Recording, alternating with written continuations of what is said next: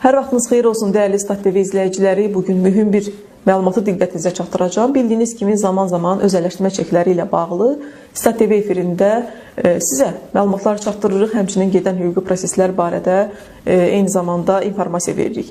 Dəyərli izləyicilər, daha bir bu haqda məlumatımız olacaq. Çünki bir hüquqi sürəc başlayıb. Və qeyd edək ki, dəyərli izləyicilər, hüquqşünaslar araşdırdılar və bəlli oldu ki, hələ bu özəlləşdirmə çekləri dövriyyədən çıxarılmayıb. Qanuni aktlar yoxdur bu barədə. Çünki bu dövlət özəlləşdirmə çekləri qiymətli kağızlardır və qanunla dövriyyədən çıxarılmalıdır, mediada dərc olunmalıdır. Bütün bunlarla bağlı yenidən dövlət qurumlarına sorğular göndərilib. Həmin gələn cavabları mən sizin diqqətinizə çatdıracağım. Ümumilikdə gedən proseslə bağlı qısa bir məlumatımız olacaq ki, diqqətlə izləyib bəyənib paylaşmanızı xahiş edirik.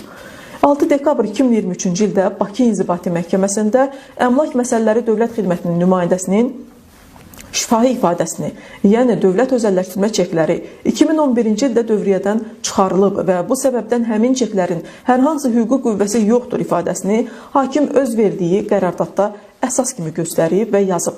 İnzibati icraat haqqında Qanunun 67.11-ci maddəsi nəzərdə tutur ki, maraqlı şəxs 1 il ərzində kompensasiyanın ödənilməsini tələb edə bilər. Göründüyü kimi iddiaçılar kompensasiya tələbini irəli sürmək üçün qanunla müəyyən olunan iddia müddətini ötürüblər. 6 noyabr və 6 dekabr məhkəmələri zamanı vəkilin və vətəndaşların Əmlak Komitəsinin nümayəndəsinə ünvanlanmış suallara cavab verməkdən imtina etmişdir. Bildirmək istəyirik ki, məhkəmənin gedişi daxili video çəkilişlə həyata keçirilib və bu faktlar hamısı orada qeydə alınıb. Ayna qəzetinin nümayəndəsinin də iştirak etdiyi məhkəmə prosesində Əmlak Komitəsinin nümayəndəsinə çox sadə bir sual verildi. Əgər siz dediyiniz kimi özəlləşdirmə çekləri cənab prezidentin fərmanına uyğun şəkildə qanunvericiliklə dövriyyədən çıxarılıbsa, xahiş edirik deyərsiniz, hansı qanunvericilik aktı ilə dövriyyədən çıxarılıb? Çünki qiymətli kağızları 2010-2016-cı ildə dövriyyədən çıxarılması Azərbaycan Respublikasının prezidenti yanında qiymətli kağızlar üzrə Dövlət Komitəsinə aid olub. Sonradan bu səlahiyyət dəyərli izləyicilər qanunla Azərbaycan Respublikasının Maliyyə Bazarlarına Nəzarət Palatasına verildi. Və həmin dövrdə 2017-ci ildə vətəndaşların, həmin bu özəlləşdirmə çeklərini saxlayan vətəndaşların Maliyyə Bazarlarına Nəzarət Palatasına bir sorğusu olub və sorğuya cavab olaraq 2017-ci ilin 27 iyul tarixində görək bu qurumdan hansı cavab verilib. Dövlət özəlləşdirmə çeklərinin paylarının dövriyyədən çıxarılması qaydaları barədə sorğunuza Azərbaycan Respublikasının Maliyyə Bazarlarına Nəzarət Palatasında baxılıb. Nəzərinizə çatdırırıq ki, Azərbaycan Respublikası Prezidentinin 2014-cü il 11 iyun tarixli 75 nömrəli fərmanının 1.1-ci bəndinə əsasən dövriyyədə olan özəlləşdirmə paylarının dövlət əmlakının özəlləşdirilməsi zamanı tədqiyə vasitəsi kimi istifadə müddəti 2011-ci ilin yanvar ayının 1-nədəkdir. Fərmanın 1.2-ci bəndinə əsasən 1.1-ci bənddə göstərilən müddətə qədər dövlət əmlakının özəlləşdirilməsi zamanı tədqiyə vasitəsi kimi istifadə edilməyən özəlləşdirmə payları qanunvericiliklə müəyyən edilmiş qaydada dövriyyədən çıxarılır. Bildiririk ki, dövlət özəlləşdirmə paylarının, yəni özəlləşdirmə çeklərinin dövriyyədən çıxarılması prosedurlarını əks etdirən qaydalar müəyyən edilməyib. Yəni, qanuna uyğun şəkildə, dəyərli izləyicilər, bu özəlləşdirmə çekləri dövriyyədən çıxarılmayıb. Bax, bunu 2017-ci ildə Maliyyə Bazarlarına Nəzarət Palatası deyir. Və qeyd etməliyik ki, həmin dövlət orqanlarının verdiyi rəsmi sənədlərdə Prezidentin fərmanına uyğun olaraq özəlləşdirmə çeklərinin dövriyyədən çıxarılmasını tənzimləyən qanunvericilik aktının hələ hazırlanmadığı üçün gələcəkdə özəlləşdirmə çeklərinin dövriyyədən çıxarılacağı yazılmışdır. Baxmayaraq ki, məhkəmənin gedişində də bu rəsmi dövlət sənədləri vəsatətlə hakimə təqdim edilib, amma bu hüquqi faktlara hakim biganə qalıb və konstitusiya və qanunları pozaraq düzgün qərar verməyib. Biz Statinfo saytı olaraq bir çox mətbuat nümayəndələri, eyni zamanda Ayna az saytı vətəndaş müraciətlərini nəzərə alaraq həm Mərkəzi Banka, həm Ədliyyə Nazirliyinə sorğular göndərdik və doğrudan da özəlləşdirmə çekləri dövriyyədən çıxarılmış olsaydı, mütləq şəkildə bununla bağlı adını çəkdiyim dövlət qurumlarında aktlar olmalıydı. Həmin aktlar varmı sizdə deyə sorğu göndərdik. Ədliyyə Nazirliyindən aldığımız cavab bizi xeyli təəccübləndirdi. Həmin cavabı olduğu kimi sizə oxuyuram.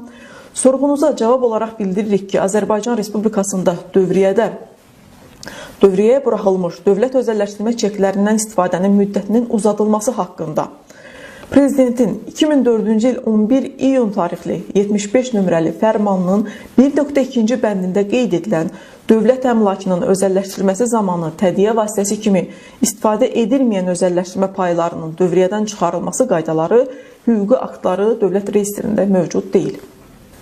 Və bu cavab bir çox mətbuat agentliyindən, o cümlədən bizə rəsmi qaydada göndərilib və dəyərli izləyicilər, qeyd edək ki, bütün bunların özü də hüquqi qaydada, rəsmi qaydada bu vətəndaşlara verilmiş özəlləşdirmə çeklərinin dövriyyədən rəsmi şəkildə çıxarılmadığını göstərir. Verilişimizin elə bu məqamında sizdən xahiş edərdim ki, bu videonu bəyənib paylaşmağı unutmayın. Dəyərli izləyicilər, daha geniş auditoriyaya videomuz çata bilsin və bu hüquqi məqamlarla bağlı əllərində çekləri olan vətəndaşlar da maariflənə bilsinlər. Göründüyü kimi qanunla özəlləşdirmə çekləri dövriyyədən çıxarılmayıb. Bu səbəbdən də kompensasiya müddətini keçməyib. Hansı ki, məhkəmə qərarında deyildiyi kimi həmin o müəyyən edilmiş kompensasiya müddəti var və məhkəmədə qeyd olunurdu ki, bu müddət artıq keçilib. Ona görə də vətəndaşların hər hansı kompensasiya tələb eləmək hüququ yoxdur. Amma bu müddət gördüyünüz kimi keçilməyib. Çünki həmin çeklərin dövriyyədən çıxarılması sənədləri yoxdur dövlət qurumlarında. Qanunla, xüsusən də mülki məcəllə ilə qiymətli kağızları dövriyyədən çıxarmaq səlahiyyəti bugün Mərkəzi Banka aiddir. Çünki Maliyyə Bazarlarına Nəzarət Palatası ləğv olundu və səlahiyyətləri Mərkəzi Banka verildi bir qismi və bu həmin qiymətli kağızların dövriyyədən çıxarılması səlahiyyəti də Mərkəzi Bankda da hazırda. Bu səbəbdən həm özəlləşdirmə çeklərini 29 ildir saxlayan vətəndaşlar, özləri və mətbuat nümayəndələri özəlləşdirmə paylarının dövriyyədən nə vaxt çıxarılacağı ilə bağlı da müraciət və sorğular göndəriblər dəyərli izləyicilər. Hələ ki, bu sorğulara cavab almamışıq. O cavabları da biz sizə çatdıracağıq gələndə və qeyd edək ki, bir daha ümumiləşdirirəm qeyd etdiklərimi. Özəlləşdirmə çekləri hələ də dövriyyədən çıxarılmayıb. Bu səbəbdən də ekspertlər tövsiyə edir ki, heç kim öz miras əmlak payını, mülkiyyət hüququnu təsdiq edən həmin özəlləşdirmə çeklərini satmasın və qanunun qoyduğu qaydaları da bax, bu videodan öyrənsinlər. Belə ki, bu qaydalar mülki məcəllənin qiymətli kağızlar adı 54-cü fəslində öz əksini tapıb və onu da sizin diqqətinizə çatdıracağım indi az sonra. Burada özəlləşdirmə çeklərinin qiymətli kağız olduğu və qanunla necə dövriyyədən çıxarılmalı olduğu ilə bağlı birbaşa tələb qoyulub. Bu bizim mülki məcəlləmizdən çıxarışlarımızdır. Özəlləşdirmə qiymətli kağızları ilə bağlı bənddə qeyd olunub maddə 1078-4. Özəlləşdirmə qiymətli kağızları 1078-4.1 Özəlləşdirmə qiymətli kağızları dövlət əmlakının özəlləşdirilməsi zamanı dövlət əmlakının müvafiq qanunvericiliklə müəyyən edilmiş qaydada özgəninkiləşdirilməsi məqsədi ilə buraxılan qiymətli kağızlardır.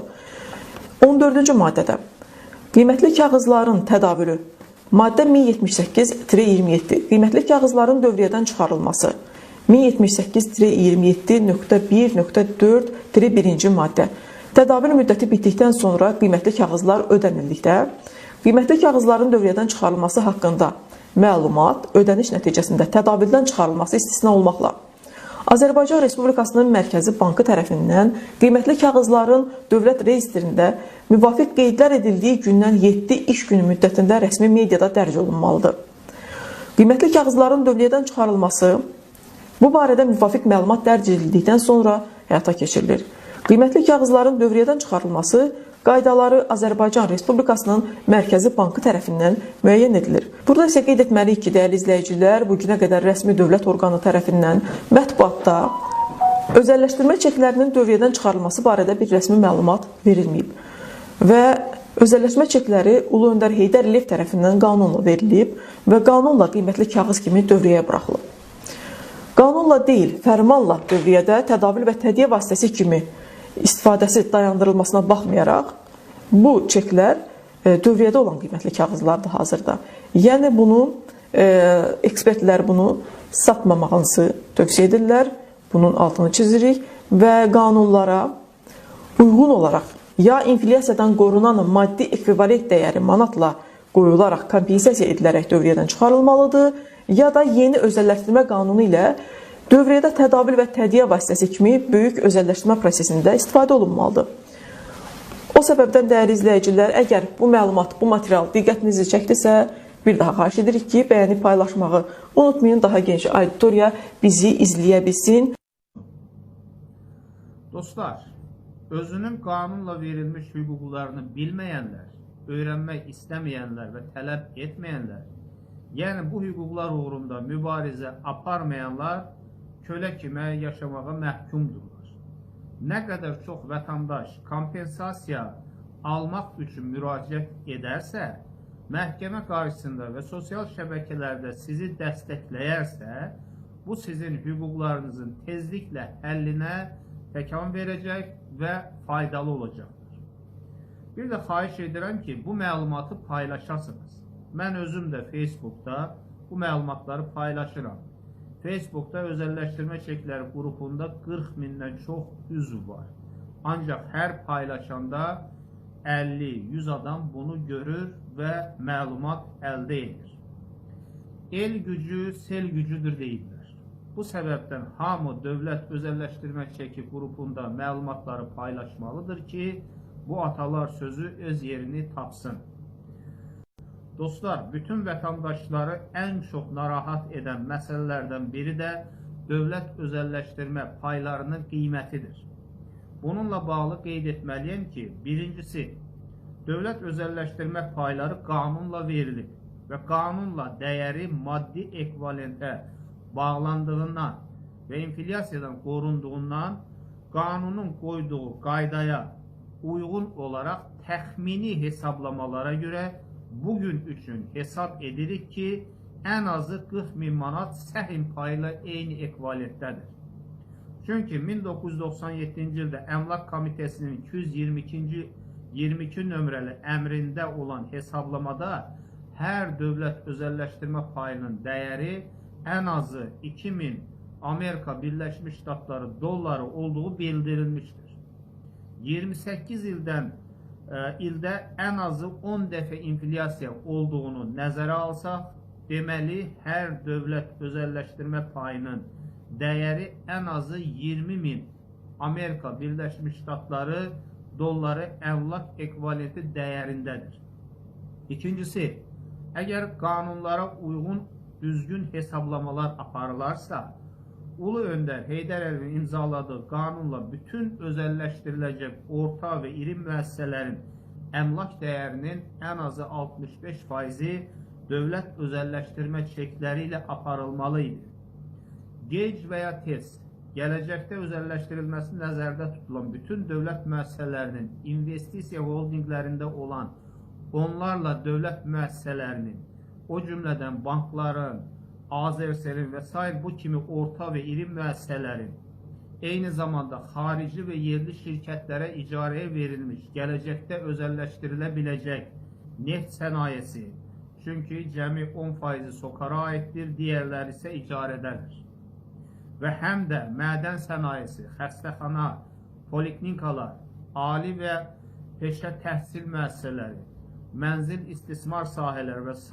nəzərə alsaq, bu zaman hər dövlət özəlləşdirmə payının əmlak ekvivalent dəyəri bəlkə də 200.000 manat hesablana bilər. Təbii ki, bu hesablamalar maliyyətçilərə aid olan bir məsələdir. Biz təxmini hesablarla bildiririk ki, 40.000 manat hər bir dövlət özəlləşdirmə payının dəyəri ola bilər. Dostlar, əvvəllər adlarını yazdırmış vətəndaşların məhkəmədə iştirakı və məhkəmədə dəstəyi zəruridir. Onlar məhkəmədə həm də adlarını kompensasiya tələb edilən siyahısında olub-olmadığını da yoxlaya bilərlər. Eyni zamanda bu məlumatları paylaşın. Dostlar, paylaşın ki, hamı bu məlumatlar barəsində fikir əldə edir. Dostlar, paylaşın ki, hamı fikir sahibi olsun, bilgi sahibi olsunlar. Neçə illərdir ki, sizi inandırmağa çalışırlar ki, dövlət özəlləşdirmə payları fərmanla verilir. Əslində isə Ulu Öndər Heydər Əliyevin imzaladığı qanunla dövrəyə buraxılıb və verilir. Özəlləşdirmə çeklərinizi açıb yazıları oxuyun. Üzərində yazılır, bu özəlləşdirmə çeki dövlət mülkiyyəti ilə təmin edilir. Qanunla çeklə özəlləşdiriləcək bütün orta və iri dövlət müəssisələrinin əmlakının ən azı 65%-i çeklərlə ödənməlidir. Bu yazılar qanunun gücünə malikdir və orada çeklərdən ödəmə tədiyyə vasitəsi kimi istifadəyə və dövriyyəsinə dair heç bir müddət nəzərdə tutulmuyor. Qeyd edim ki, sonradan qəbul edilmiş heç bir qanun və ya fərman dövlət özəlləşdirmə payları verilən zaman vətəndaşlar qarşısında qanunla dövlətin götürdüyü öhdəliklərini və qaydaları dəyişə və ya ləğv edə bilməz. Bu, Konstitusiyamızın 149-cu maddəsinin 7-ci bəndində açıq bir şəkildə göstərilir və həmin tələbə ziddiyyət təşkil edər.